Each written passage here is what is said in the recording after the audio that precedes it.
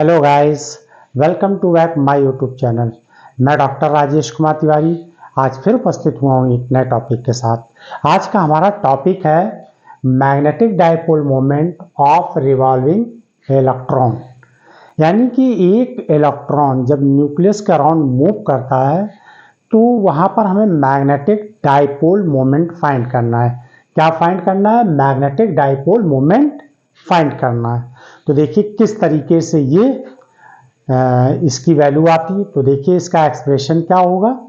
तो देखिए इसका एक्सप्रेशन क्या निकलेगा, इसको हम लोग डिफाइन करते हैं।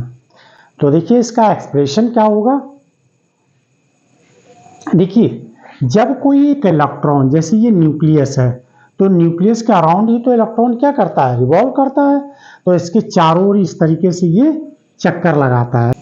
तो एक इलेक्ट्रॉन जो है न्यूक्लियस के, यानी ये न्यूक्लियस हो गया, यहाँ पे प्रोटॉन और इलेक्ट्रॉन होते हैं। और इलेक्ट्रॉन क्या होते हैं? ये इलेक्ट्रॉन जो होते हैं इस फिक्स ऑर्बिट में मूव करते रहते हैं।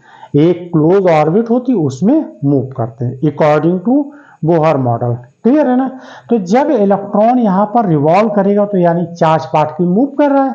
इलेक्ट्रॉन क्या एक चार्ज पार्टिकल है। तो जब चार्ज पार्टिकल मूव करेगा क्लोज पाथ पे तो वहां पर इलेक्ट्रिक करंट क्या होगा? तो electric current due to revolving electron. तो देखिए electric current due to revolving electron around the nucleus के चारों ओर मूव कर रहा है। तो इस केस में क्या हो जाएगा? I equal to Q by T. यही तो फार्मूला होता है, क्यू बाई टी। क्यू क्या है? चार्ज है। तो यानी यहाँ पर कितना है? एक इलेक्ट्रॉन मूव कर रहा है। तो E लिख दीजिए, यहाँ पर T कर दीजिए। क्लियर है? क्यू बराबर क्या होता है? N E. अगर हम बात करें क्यू बराबर यहाँ पर, तो क्यू बराबर एन ई। एक इलेक्ट्रॉन रिवॉल्व कर रहा है तो 1 आ जाएगा क्यू। चार्ज किसका है? इलेक्ट्रॉन का। तो ये आ जाएगी क्यू बाई टी। टी क्या है यहाँ पर? टी क्या है यहाँ पर? एक पूरे चक्कर लगाने का टाइम है। यानी इलेक्ट्रॉन जो है न्यूक्लियस के अराउंड जो चक्कर लगा रहा है, रिवॉल्विंग कर रहा है, तो उसका टाइम क्या है? कंप्लीट टाइम कितना है यहाँ पर? टी है। अब देखिए ये तो I equal to Q by T हो गया। अब ये T बराबर किसके होगा?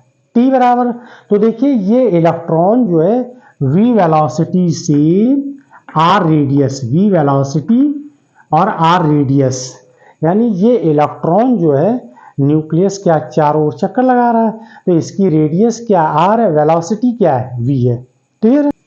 एक पूरा चक्कर लगाने में टाइम कितना लगेगा? तो टेकन टाइम इसका कितना हो जाएगा? T इक्वल टू देखिए यहाँ पर 2 पाई आर, क्योंकि देखिए ये सरकमफ्रेंस निकाल लेंगे, ये सरकमफ्रेंस निकालेंगे 2 पाई आर टी। यहाँ से यहाँ तक पूरा वापस इसी पॉइंट पर आने में सरकमफ्रेंस कितना होगा? 2 पाई आर। वेलोसिटी कितनी है? v है। जबकि हम क्या जानते हैं? टाइम इक्वल टू होता है डिस्टेंस बाई वेलोसिटी। तो यहाँ डिस्टेंस क्या है? सरकमफ्रेंस है। और इस इलेक्ट्रॉन की वेलोसिटी क्या? v है। देखिए मैंने यहाँ पर लिख दिया है, let us consider an electron revolving around nucleus in a circular path of r radius with velocity v। यानी ये v वेलोसिटी से कोई इलेक्ट्रॉन इसके चारों ओर चक्कर लगा रहा, तो उस समय इसका टाइम क्या हो जाएगा? t equal to 2 pi R upon v। Clear है?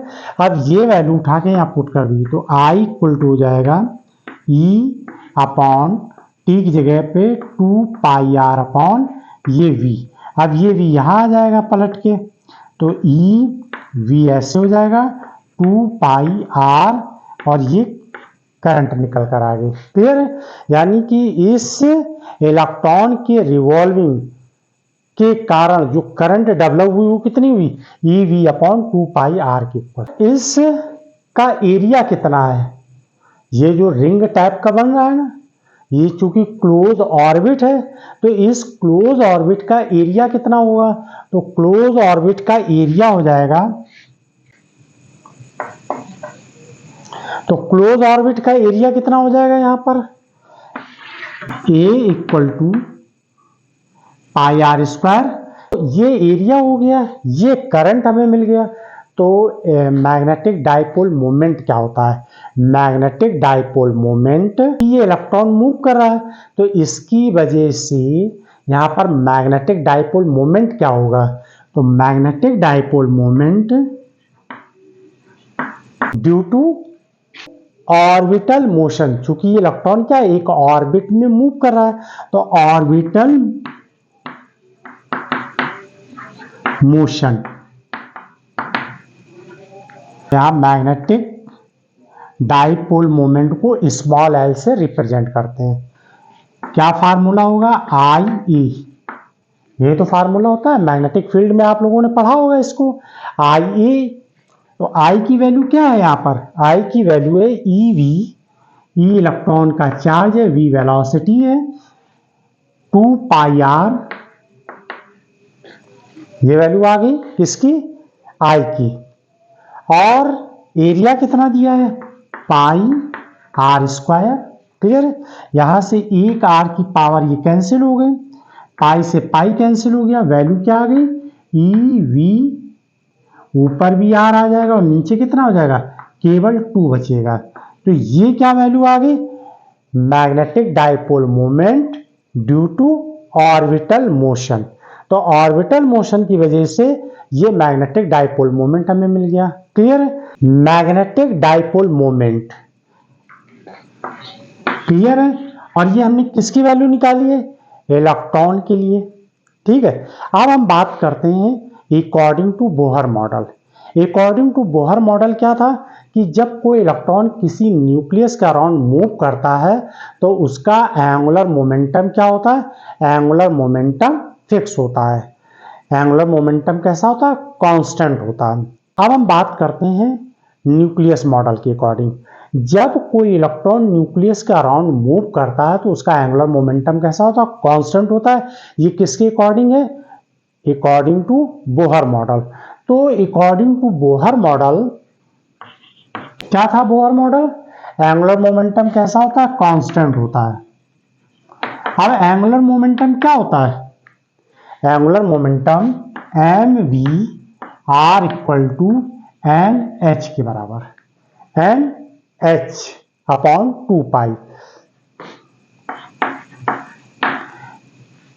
एंगुलर मोमेंटम बराबर क्या होता है? M V R equal to N H upon 2 pi. यही तो होता है, यही वैल्यू होती है। और इसको हम किससे रिप्रेजेंट करते हैं? कैपिटल एल से रिप्रेजेंट कर लीजिए या कैपिटल जे से रिप्रेजेंट कर लीजिए। क्लियर है? अब इन दोनों को हम ले लेते हैं। यहां पर देखिए एम और ये एल है। अच्छा, ये जो एंगुलर मोमेंटम है, यहां हमने क्या बोला है? Angular momentum according to Bohr model, यानी एंगुलर मोमेंटम। अब देखिए ये क्या है? यह है मैग्नेटिक डाइपोल मोमेंट, यानी कि डाइपोल मोमेंट है। ये क्या है? एंगुलर मोमेंटम है। क्लियर है? अब इन दोनों को हम क्या करें? एम बाई एल इस तरीके से लिख दिए, एम बाई एल। एम की वैल्यू क्या है? ई वी आर अपॉन 2, तो ई वी आर अपॉन 2। और एल की वैल्यू क्या है? एम वी आर, ऐसे लिख दीजिए। क्लियर है? आर से आर कैंसिल हो जाएगा, वी से वी कैंसिल हो जाएगा। क्लियर है? तो ये वैल्यू क्या आ जाएगी? M equal to E upon 2m, और ये एल यहां लिख दीजिए। क्लियर? अब इसी को हम वेक्टर फॉर्म में भी लिख सकते हैं। तो वेक्टर फॉर्म क्या होगा? वेक्टर फॉर्म m, ये ऐसे माइनस का साइन लगेगा, e बाई 2m l। यहां पर m l की क्या होगा? अपोजिट डायरेक्शन में होगा।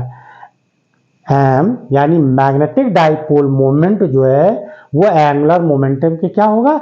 अपोजिट डायरेक्शन में होगा। क्लियर है? यही हमें फार्मूला ड्राइव करना था। क्लियर है? तो आई होप कि आप लोगों को समझ में आया होगा। Thanks for watch my video.